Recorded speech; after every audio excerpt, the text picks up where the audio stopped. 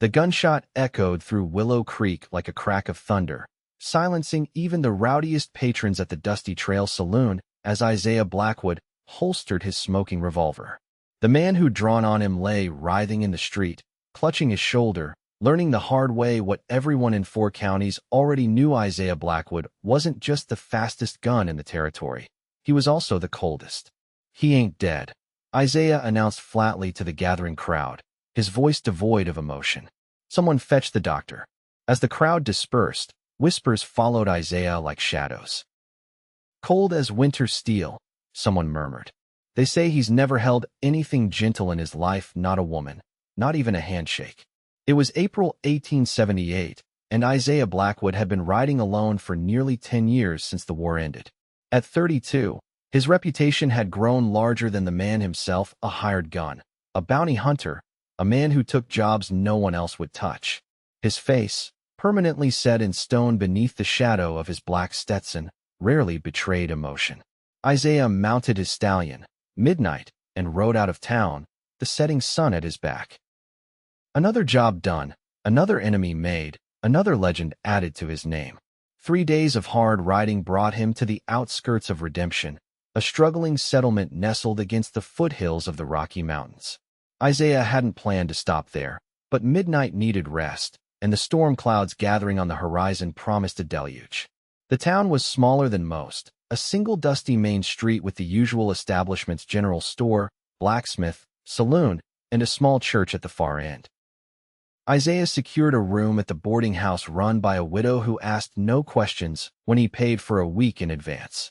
His intention was to rest for a night, maybe 2, then continue north to Montana Territory where his next job awaited.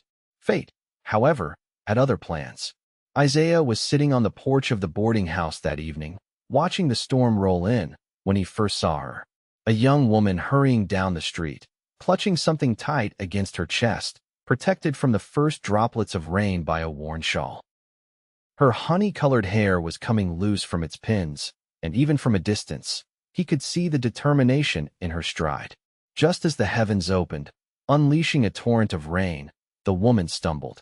Isaiah was on his feet before he realized it, crossing the distance between them in long strides.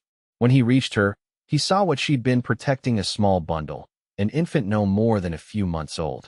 "Madam," he said, removing his coat and holding it over her and the child. "Let me help you inside." She looked up at him with wary green eyes, and Isaiah recognized the look. It was the same one wild horses gave when cornered. Fear mixed with defiance. "I'm fine," she insisted, though she was trembling from the cold rain. "Your baby isn't," Isaiah responded simply. "Where are you headed?" The woman hesitated, then nodded toward a small house at the end of the street. "Home. I'm Zara Vaughn." "Isaiah Blackwood," he replied, escorting her under the shelter of his coat. The baby began to whimper, a soft, pitiful sound that seemed to cut through the noise of the storm. "He's hungry," Zara explained, picking up her pace. "And I've been at the general store all day helping Mrs. Peterson." By the time they reached her modest home, both were soaked despite Isaiah's coat. The small house was neat but sparsely furnished, evidence of a woman making do with limited means. "Thank you, Mr. Blackwood," she said formally once they were inside. "I appreciate your assistance." Isaiah nodded, feeling unexpectedly awkward in the small, domestic space.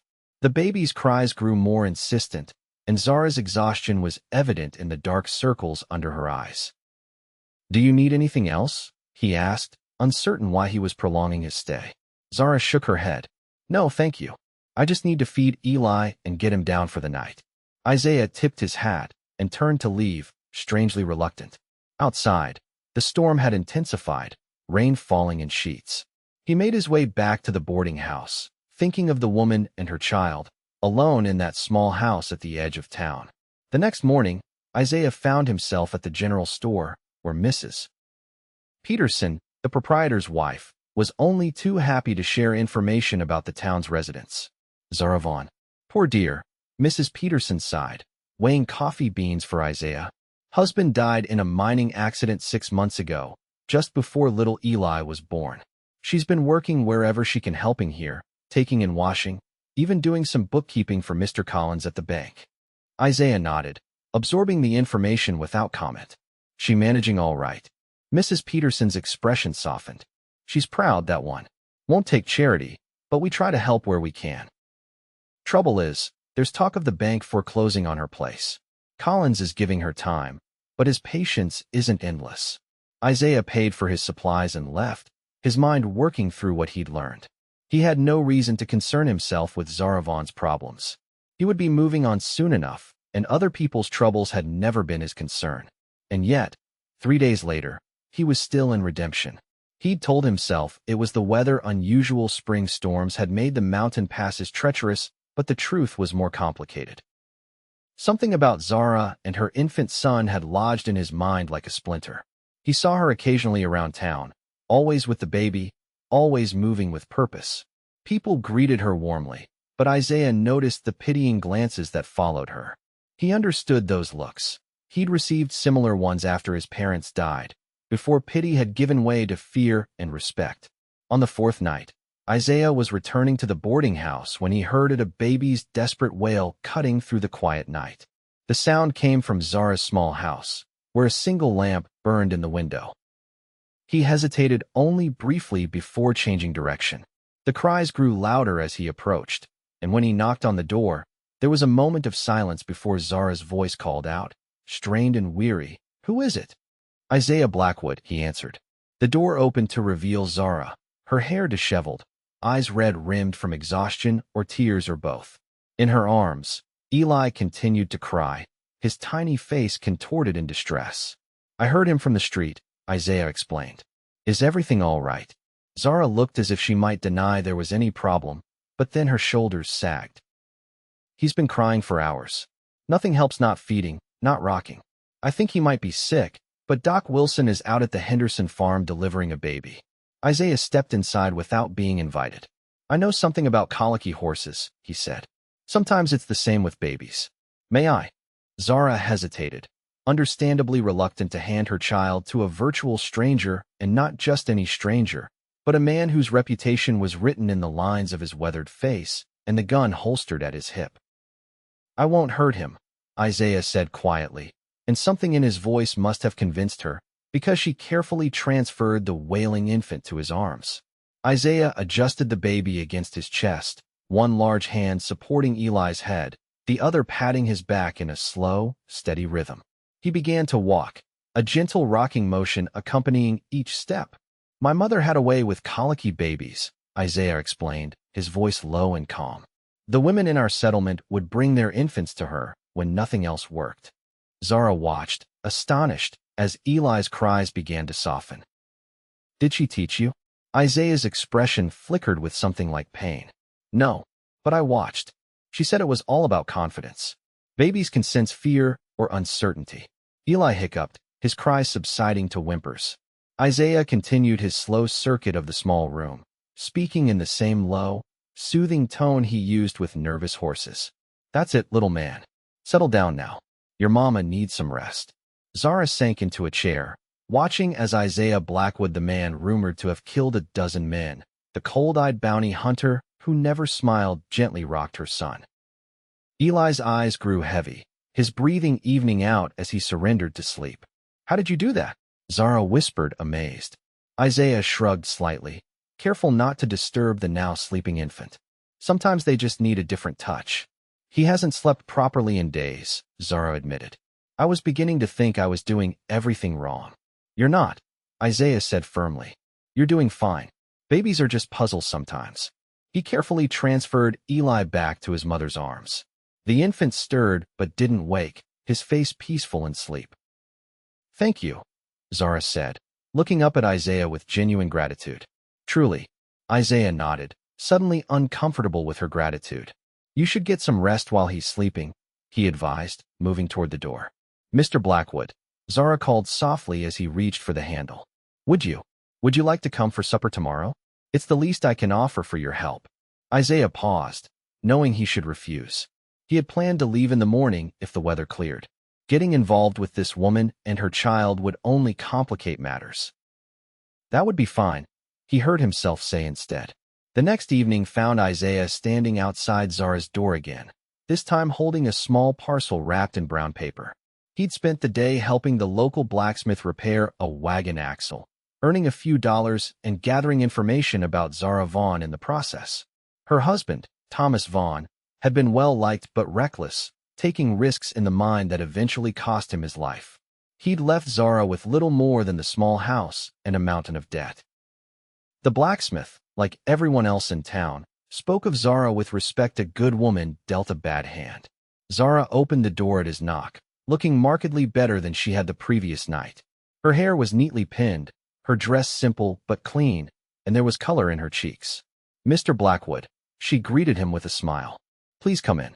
The house smelled of fresh bread and stew, and Isaiah realized how long it had been since he'd eaten a home-cooked meal.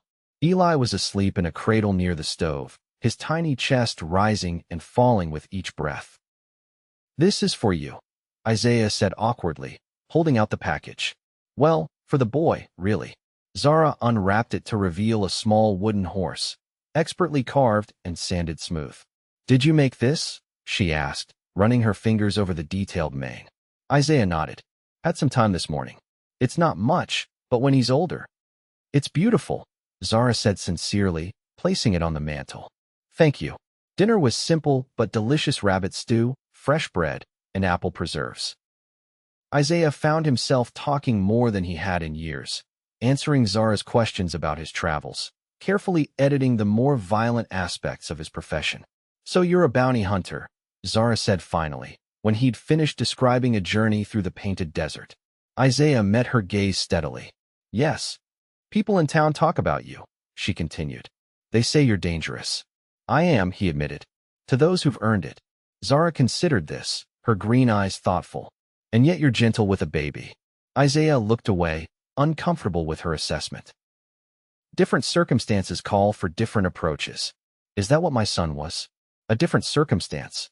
Isaiah was saved from answering by Eli's sudden cry. Zara started to rise, but Isaiah was already on his feet. "May I?" he asked. At her nod, he lifted the infant from the cradle, cradling him with surprising ease. Eli's cries subsided almost immediately as Isaiah held him against his chest, patting his back gently. "You're good with him," Zara observed, watching them.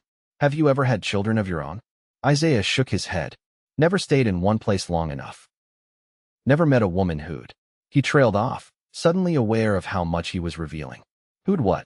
Zara prompted. "Who'd want a man like me?" Isaiah finished honestly. "My life doesn't leave room for family." Zara was quiet for a moment. "I think we rarely know what life has room for until it shows us," she said finally. "A year ago, I never imagined I'd be a widow with an infant, and yet here I am."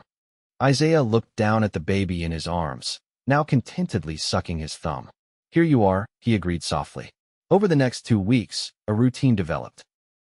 Isaiah found odd jobs around town, mending fences, breaking horses for the livery stable, even helping Sheriff Holden track down a cattle rustler. Each evening, he would stop by Zara's house, sometimes bringing small gifts: a rabbit he'd hunted, preserved peaches from the general store, a blanket he'd traded for with a passing ute.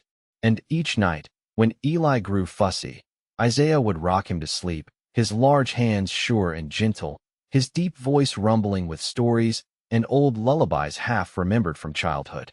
The town noticed. Isaiah heard the whispers when he walked down the street, saw the surprised glances when he tipped his hat to the ladies or helped Mrs. Peterson carry flour sacks from the supply wagon. "Never thought I'd see the day," the barber commented one afternoon as Isaiah sat for a trim. Isaiah Blackwood, the man they say never held anything gentle, rocking a baby to sleep. Isaiah said nothing, but the words stayed with him. He knew what people thought of him had cultivated that reputation deliberately over the years. Cold, dangerous, unfeeling. It had served him well in his profession, kept people at a distance, kept him safe. But with Zara and Eli, he found himself wanting something different. The peaceful evenings in their small home affected him more than he cared to admit. He found himself thinking about them during the day, wondering what Zara was doing, if Eli was sleeping well. One evening, as they sat on Zara's small porch watching the sunset, Eli asleep inside, Isaiah finally asked the question that had been on his mind. "Mrs. Peterson mentioned the bank might foreclose on your home." Zara's expression tightened. "Yes. Thomas borrowed against the house to invest in a new mine shaft. When he died, the loan came due. Mr. Collins has been patient, but, she shrugged, trying to appear unconcerned. We'll manage somehow. How much do you owe? Zara named a sum that made Isaiah's eyebrows rise. It was substantial, but not impossible. He had almost that much saved, money earned over years of dangerous work, carefully hidden away. I have some funds, he said carefully. I could help. Zara shook her head immediately. No, I couldn't accept that, Isaiah. It was the first time she'd used his given name, and the sound of it in her voice did something strange to his chest. It wouldn't be charity, he assured her. An investment, maybe, or a loan you could repay when times are better. Zara studied him, her expression unreadable in the fading light. Why would you do that? You barely know us. Isaiah couldn't answer. The truth was, he didn't fully understand it himself. Only that the thought of Zara and Eli without a home, struggling even more than they already were, was unexpectedly painful. Maybe I'm tired of just passing through places, he said finally. Maybe I'd like to help someone stay put for a change.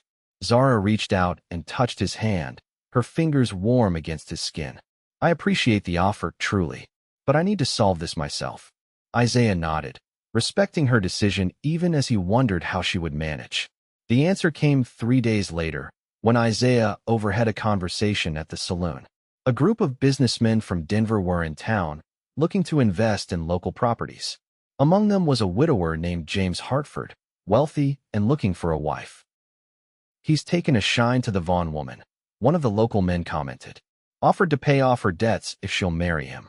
Isaiah's hand tightened around his whiskey glass. What did she say? The man shrugged. Hasn't given him an answer yet. But she'd be a fool to refuse.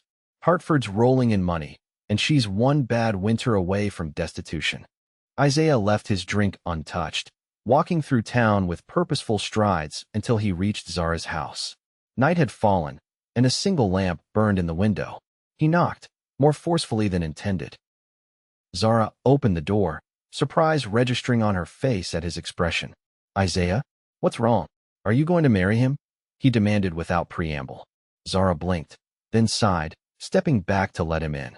You heard about Mr. Hartford's proposal. Are you? Isaiah pressed, following her inside.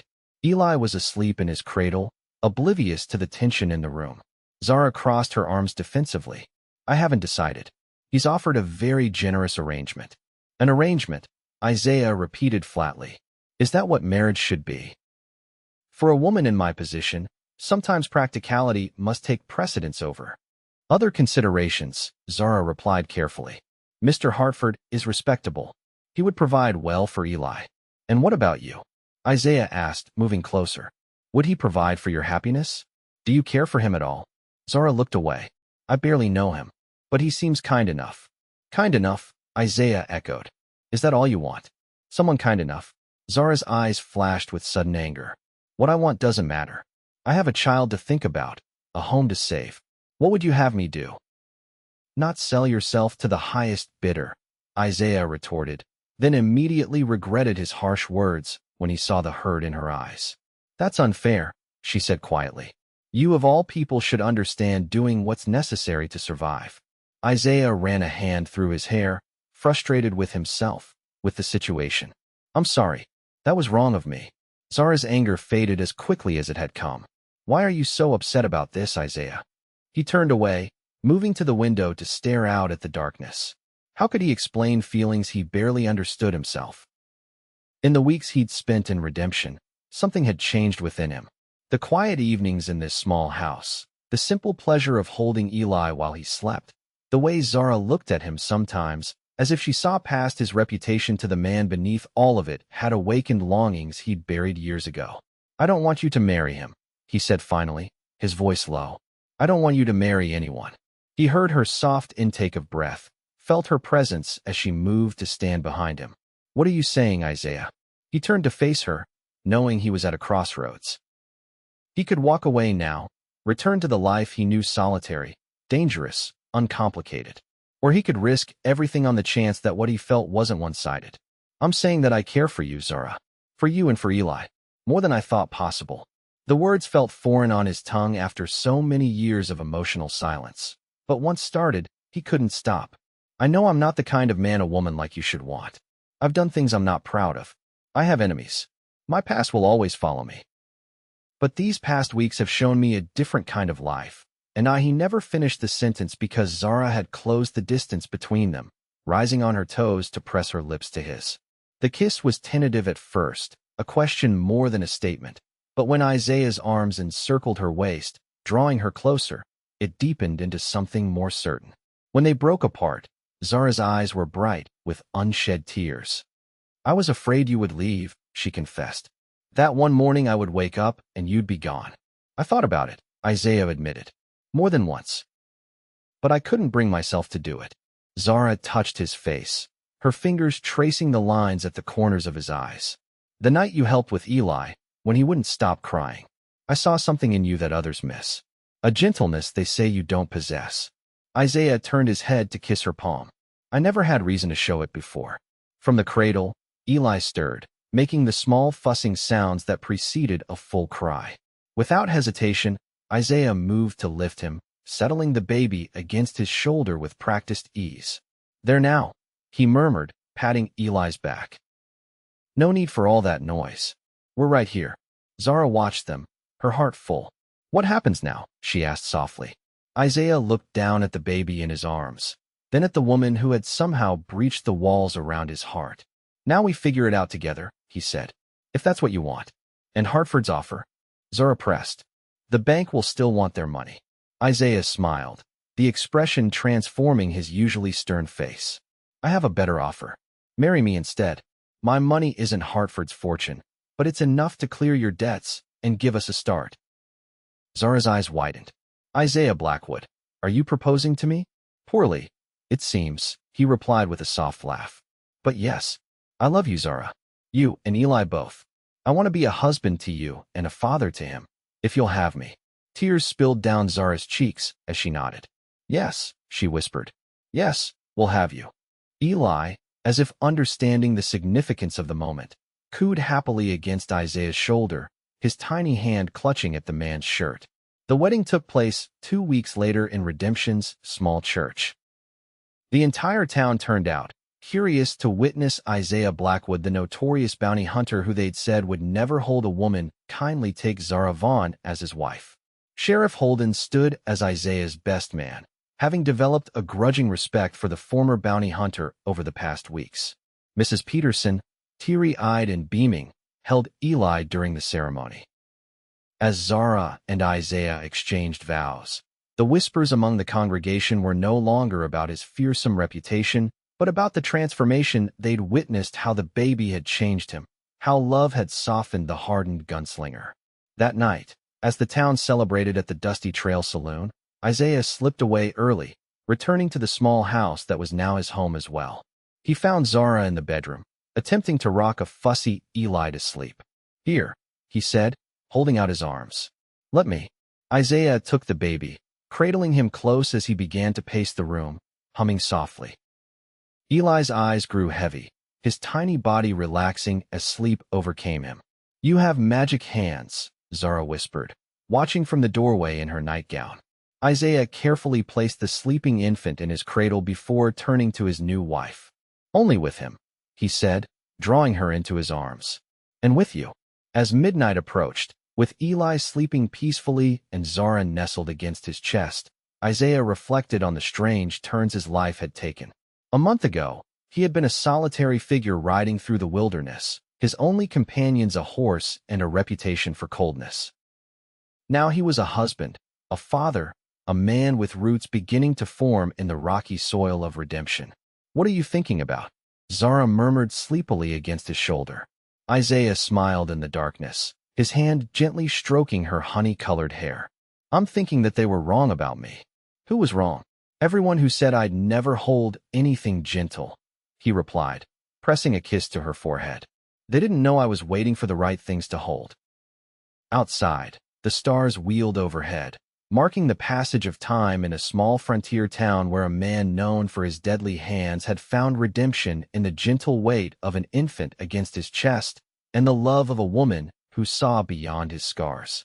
Isaiah Blackwood, once the coldest gun in the territory, fell asleep with his wife in his arms and his son sleeping nearby, his dreams no longer haunted by the past, but filled with the promise of tomorrow.